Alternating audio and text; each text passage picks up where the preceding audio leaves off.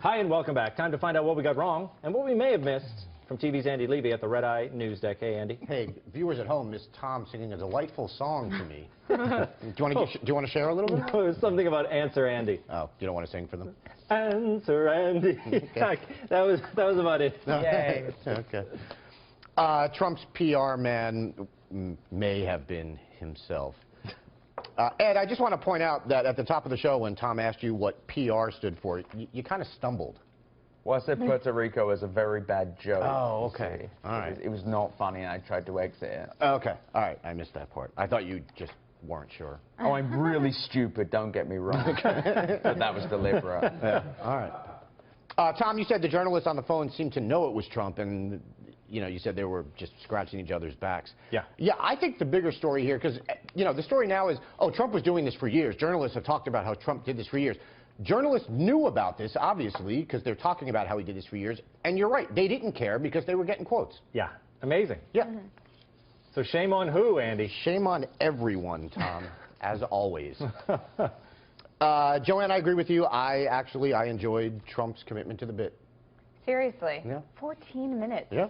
What can you do for 14 minutes? Cry. Just a question. Yeah. Patrick, you said we're assuming this is Trump and we're not qualified to judge. I know you were joking. In all honesty, though, no, I just want to make it clear. I knew you were joking. But in all honesty, it could not be him, except he slips into the phrasing, like using the word frankly and stuff like that.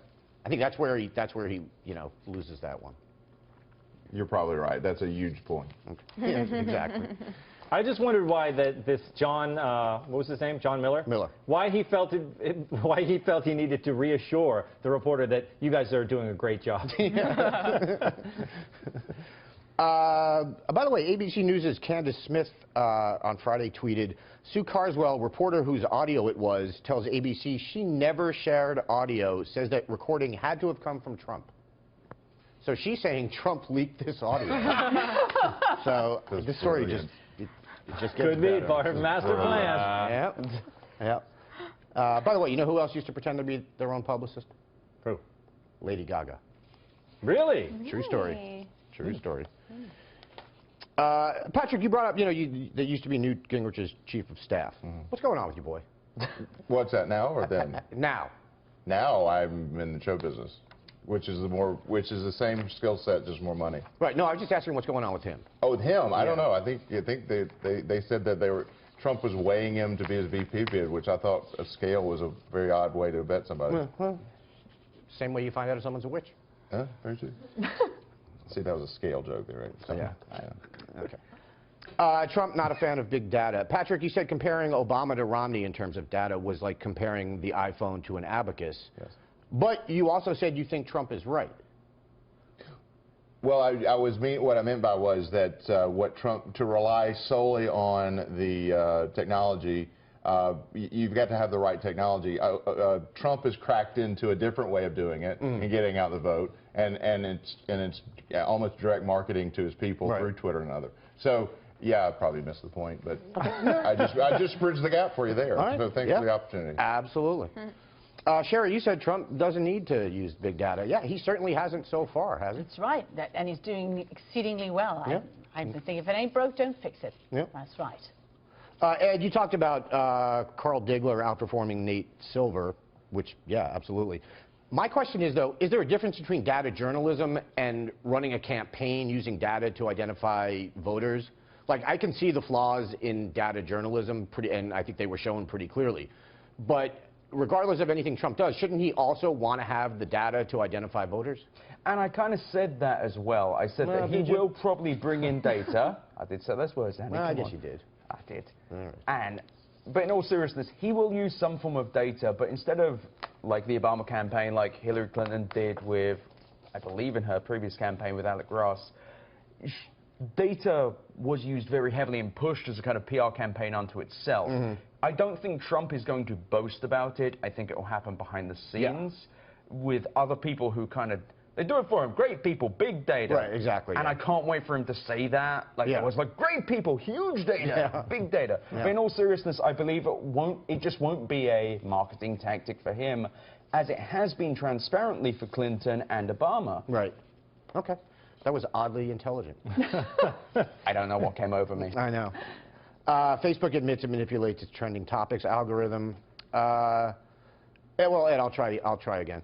Tom asked you if you agreed that it was me that got Facebook to be honest about this, and you didn't answer the question. All you did was name drop how you met. I had coffee with him this morning. Come on, mate. All right. Anyway, what was your question? I just was giving you another chance to agree with Tom that it was me that got Facebook to do that. I get all my news from your Twitter account, so Okay. it was probably you that broke it. Nice. Yeah, nice. Sherry, you said you get all your news from Twitter rather than Facebook. Yes, I do get quite a bit of news from Twitter. But, I mean, do you think Twitter doesn't mess with its trending topics either? But you know, here's the thing.